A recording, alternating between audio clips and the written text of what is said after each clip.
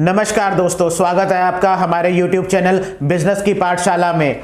जैसे कि आप सभी लोग जानते हैं कि हम हमेशा हर रोज आपके लिए नए नए बिजनेस आइडियाज खोज के लाते हैं। आज मैं उन लोगों के लिए बिजनेस आइडियाज लेके आया हूं, उन दोस्तों के लिए बिजनेस आइडिया लेके आया हूं जिनको खाने का बहुत शौक है, खिलाने का बहुत शौक है, जिनके पास पैसा है, जिनके पास अपनी जगह है, जो अपना होटल रेस्टोरेंट खोलना चाहते हैं, लेकिन उनको ये नहीं मालूम कि इस होटल को रेस्टोरेंट को खोला कैसे जाए, इसमें इन्वेस्टमेंट कितनी है, इसमें मैन पावर कहाँ से आएगी, इसमें शेफ का अरेंजमेंट कैसे होगा, होटल की कॉस्ट कैसे निकलेगी।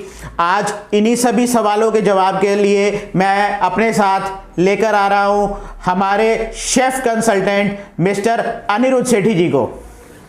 नमस्कार दोस्तों, मैं शेफ अनिरुद्ध।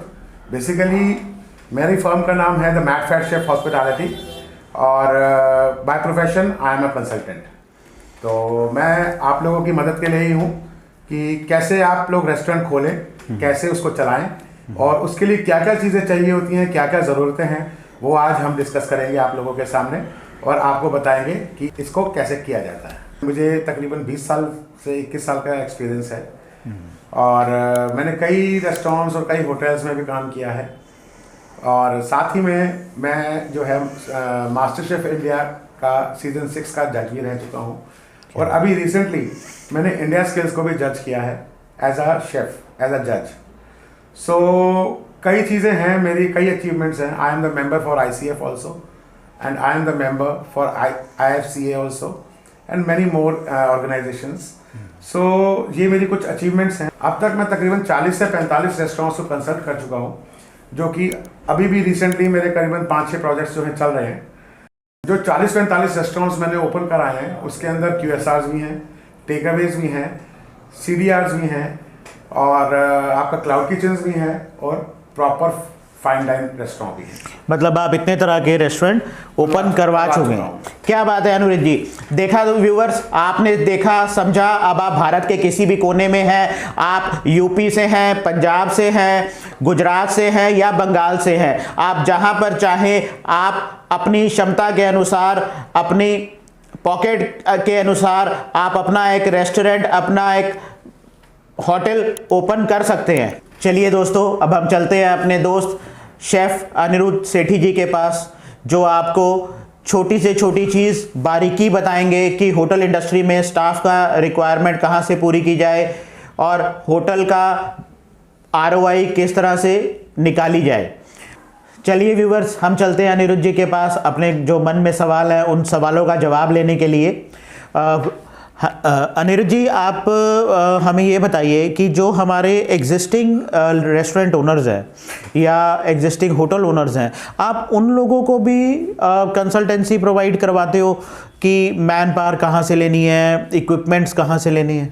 बिल्कुल, उसमें भी होता है कि उसमें वेंडर सोर्सिंग से लेके मैन पावर सोर्सिंग तक सब कुछ, सब सारी की सारी जितनी भी फैसिलिटीज़ हैं वो एक कंसल्टेंट की रिस्पॉन्सिबिलिटी होती है कि अपने क्लाइंट को दे। वो सब चीज़ें मैं करता हूँ। देखा व्यूवर्स, अब आपको ये टेंशन लेने की ज़रूरत नहीं है कि आपकी मैन पावर आज है, कल आएगा, परसों नहीं आएगा या छुट्टी पे है। आप जब भी आपको मैन पावर की रिक्वायरमेंट है तो अनिरुद्ध जी आपको मैन पावर भी अवेलेबल करवाएंगे, वो भी 6 महीने की रिप्लेसमेंट वारंटी के साथ। बिल्कुल। अनिरुद्ध जी, एक आजकल बहुत ट्रेंड चल गया है क्लाउड किचन का, तो ये जो कंसेप्ट है, क्या आप क्लाउड किचन में भी लोगों की हेल्प कर सकते हैं? हाँ, क्लाउड किचन ऑलरेडी मैं अभी कम से कम 8-10 क्लाउड किचन खुलवा चुका हूँ। राइट। और क्लाउड किचन के अंदर बेसिकली क्लाउड किचन क्या होता है? क्लाउड किचन एक डार्क किचन है, ठीक है, जो कि किसी को नजर तो नहीं आता बट काम चल रहा है। That is the concept called edge cloud kitchen. क्या ये बेसिकली हाउसवाइफ्स और कोई भी कर सकता है, आप भी कर सकते हैं। राइट। हाँ। मतलब क्लाउड किचन का मतलब है कि हमें एक प्राइम लोकेशन पे जगह नहीं चाहिए, हम अपने घर से ही एक किचन में अपनी, नहीं, घर से नहीं हो सकता इसके अंदर। राइट। क्योंकि बेसिकली इसके अंदर इक्विपमेंट्स वही लगेंगे, ठीक है, मैन पावर उतना ही लगेगा, ठीक है, ठीक है। थोड़ा सा फर्क पड़ता है मैन पावर के लिए, बाकी काम जो है डार्क तरीके से होगा, अंधेरे, जैसे अंधेरे में दिया ढूंढने वाली बात है। राइट। इसके अंदर माल तो बनेगा, राइट, खाली डिलीवरी होगी। राइट, डिलीवरी किचन रहेगा, ये सिर्फ डिलीवरी के लिए है। ओनली डिलीवरी किचन रहेगा। और क्लाउड किचन के अंदर क्या होता है कि क्लाउड किचन में जो भी लोग हैं वो बेसिकली जोमेटो और स्विगी के ऊपर ही डिपेंडेंट होते हैं। उनको आप वॉकिंग गेस्ट उनके पास नहीं आ सकता, क्योंकि लोगों को पता ही नहीं होता है कि कहाँ पे किचन है या कहाँ पे नहीं है। तो इसलिए जो है क्लाउड किचन के कॉन्सेप्ट को मैं थोड़ा सा पीछे रखता हूँ अपने व्यूज से। राइट। बेटर है कि आप क्लाउड किचन से बेटर है कि आप एक टेक अवे खोलें जहाँ पे आपको नजर आए, गेस्ट को नजर आए, कस्टमर को नजर आए कि हाँ हमारी चीज यहाँ बन रही है। जैसा कि आपने अभी बात किया क्लाउड किचन से हम टेक अवे पे पहुंचे, तो इसी में से एक सवाल हमारे कई व्यूअर्स का होगा कि हमारे पास जगह छोटी है, हमारे पास इन्वेस्टमेंट कम है, क्या हम कम जगह में कम इन्वेस्टमेंट के साथ क्या अपना टेक अवे खोल सकता है? देखिए, एक टेक अवे खोलने के लिए मिनिमम टू मिनिमम अगर आप नए सेटअप पे जाते हैं तो मिनिमम 10 से 15 लाख रुपए चाहिए होते हैं।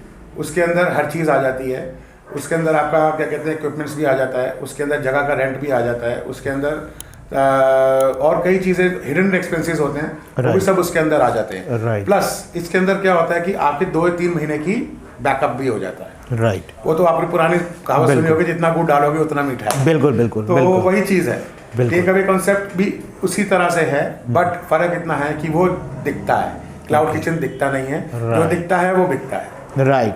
मतलब कि टेक अवे खोलने से बेनिफिट ये हो जाएगा कि आप अपने टेक अवे से सेल भी कर सकते हो। राइट। अगला सवाल हमारा व्यूअर्स बहुत ही मज़ेदार सवाल है आपसे अनिरुद्ध जी।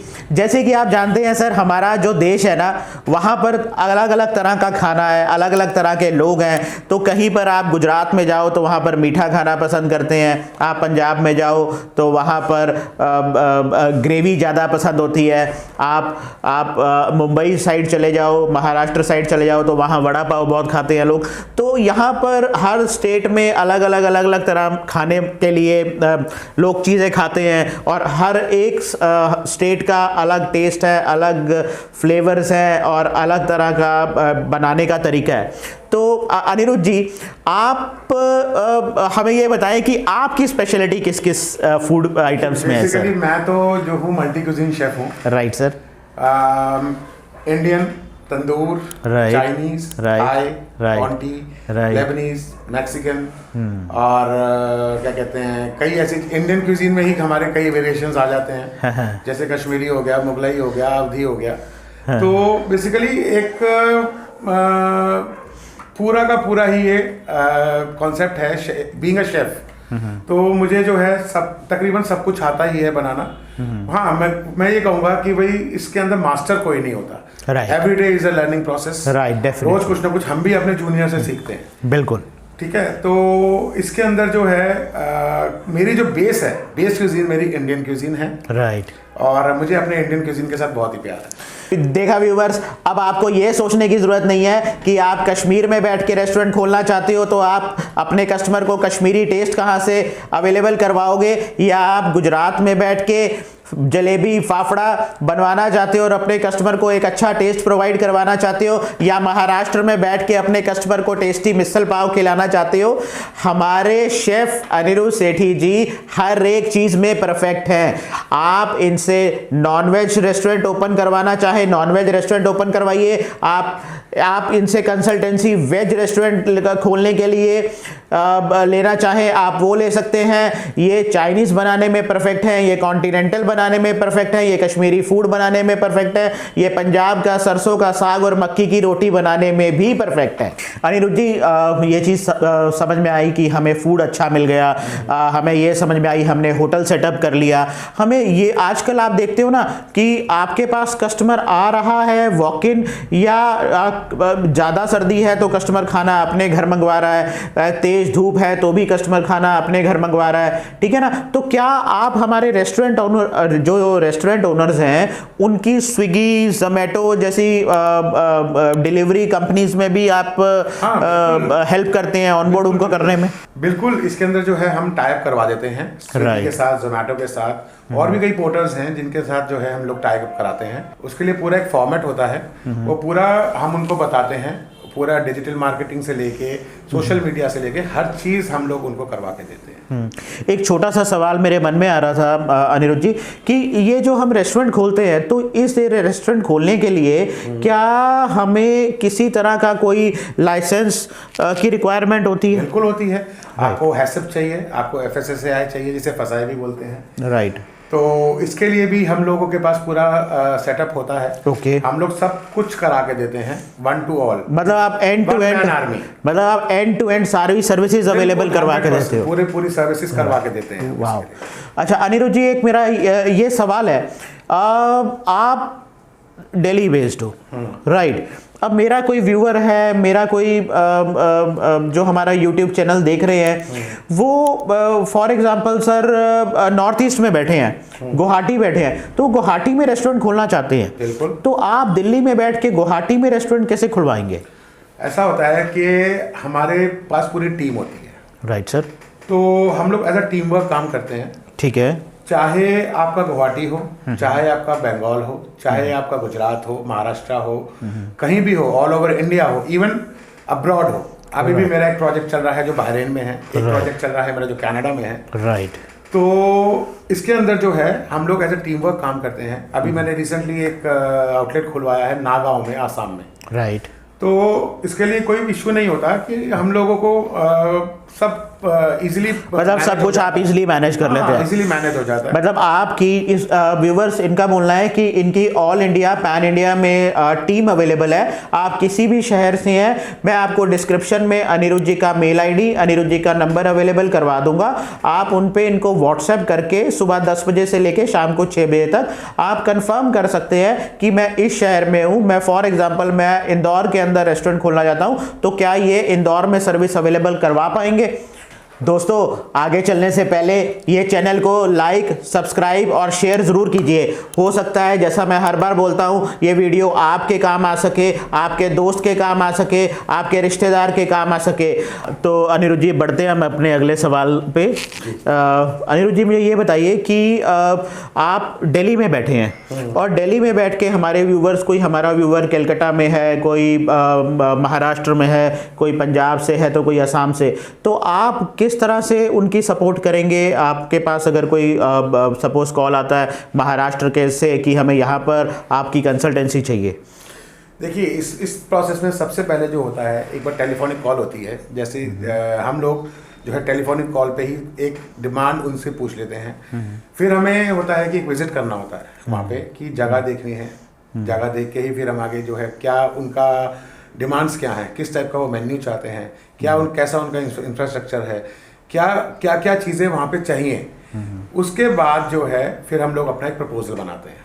ठीक है। वो प्रपोजल के बाद अगर उनको मंजूर होता है तो भी कैरी फॉरवर्ड होता है आगे, और फिर हम उनका काम करते हैं। ऐसा ही प्रोसेस होता है। और इसके लिए मेरी एक टीम डिसाइड होती है, वो टीम वहाँ जाती है, वहाँ पे काम करवाती है।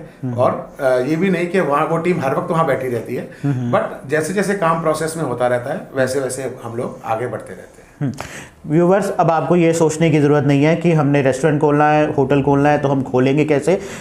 शेफ़ अनिरुद्ध सेठी कंसल्टेंट हैं जो आपको हर तरह की सर्विस आपके शहर में ही अवेलेबल करवाएंगे। अनिरुद्ध जी, सवाल है हमारा आपसे कि इसकी जो एक रेस्टोरेंट है, अगर हम उसको खोलने से पहले क्या ये कैलकुलेट कर सकते हैं उसकी कॉस्टिंग?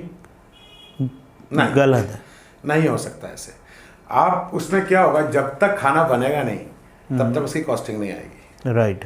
आपको सबसे पहला जो प्रोसेस होता है, जगह, आपने जगह देख ली। जगह देखने के बाद आप कंसल्टेंट हायर कर लें। राइट। कंसल्टेंट हायर करने के बाद वो आपको साथ ही में आप इंटीरियर डिज़ाइनर भी हायर कर लें, क्योंकि जो डिमांड कंसल्टेंट की होती है, ये और इंटीरियर डिज़ाइनर के साथ बैठ के इनकी मीटिंग होती है। मीटिंग के बाद ही जो है आगे फर्दर आगे बढ़ा जाता है। राइट। कि इसके अंदर हमें क्या क्या चाहिए, कैसे कैसे करना है, किचन का स्पेस कितना होना चाहिए, क्या क्या इक्विपमेंट लगेगा। इक्विपमेंट का जो पार्ट आ जाता है वो फूड कंसल्टेंट का आ जाता है। बाहर का जो इंटीरियर का पार्ट आ जाता है वो इंटीरियर डिजाइनर का आ जाता है। बट जो भी लेआउट है वो सब कुछ आर्किटेक्ट ही बना के देगा। ठीक है, इसके लिए दोनों का एक होना बहुत जरूरी है। लोग क्या करते हैं, लोगों ने पहले इंटीरियर करवा लिया, उसके बाद वो कंसल्टेंट हायर करते हैं, फिर उसके बाद कंसल्टेंट अपने तरीके से वो परेशान होता है, वो अपने तरीके से अगर वो कुछ करवाना चाहता है तो वो हो नहीं पाता। तो इसीलिए जो है किचन्स हमेशा लैक करती हैं, किचन के अंदर हमेशा स्पेस की प्रॉब्लम रहती है। यही मैंने आज तक अपने 20 साल के करियर में देखा है कि हमेशा ही किचन के अंदर, किचन तो छोटा सा बना दिया, बिल्कुल जरा सा बना दिया, और बाहर का एरिया इतना बड़ा कर दिया। You should define the places for both the things, for front office and the kitchen. Right तो आप हमारे व्यूवर्स को ये बता पाएंगे कि फॉर एग्जांपल अगर हमारे कोई व्यूवर रेस्टोरेंट खोलना चाहते हैं अपने शहर में, या एक QSR खोलना चाहते हैं अपने शहर में, या एक टेक अवे खोलना चाहते हैं अपने शहर में, तो कितना एक इन्वेस्टमेंट से एक अच्छा रेस्टोरेंट खुल जाता है, QSR खुल जाता है, या फिर एक टेक अवे खोल सकते हैं? देखिए, QSR और टेक अवे एक ही चीज़ हो गया। जैसे कि अब QSR का मतलब हो गया क्विक सर्विस रेस्टोरेंट, राइट, जिसके अंदर आप में बेसिकली जैसे हल्दीराम है, that is a QSR, right, ठीक है। कुछ ऐसे रेस्टोरेंट्स हैं जाके आपने खुद सेल्फ सर्विस लिया और खाया और चले गए। तो इसके अंदर मैन पावर जो है कम रहती है, हमें सर्विस स्टाफ की इसके अंदर जरूरत नहीं पड़ती ज़्यादा। किचन तो स्टाफ उतना ही लगेगा जितना कि हमें चाहिए होता है, रेस्टोरेंट में चाहिए होता है, जितना हमें मेन्यू के हिसाब से। हमारा जो मैन पावर है वो भी मेन्यू के ऊपर डिपेंड करती है, राइट, कि आपको कितने बंदे चाहिए इस मेन्यू के हिसाब से। सपोज आपका मल्टी क्यूजिन रेस्टोरेंट है तो हमें उस हिसाब से बंदे चाहिए। ठीक है। अगर आपका एक चाइनीज रेस्टोरेंट है या पैन एशियन रेस्टोरेंट है, आपको उस हिसाब से बंदे तो चाहिए। इस पे कितनी इन्वेस्टमेंट आ जाती है सर? देखिए, इन्वेस्टमेंट का आप जितना गुड़ डालोगे उतना मीठा है, मैंने पहले भी ये बात बोली है। फिर भी मिनिमम टू मिनिमम अगर हम लेके चलें तो 10 से 15 लाख के बीच में आपका लगता है। मतलब एक आप अगर टेक अवे खोलना चाहते हैं और अच्छा टेक अवे खोलना चाहते हैं जहां पर आपके पास एक ऐसा मेन्यू हो जिसके अंदर 200 से 250 नहीं, 200-250 आइटम तो बहुत ज़्यादा हो जाती हैं।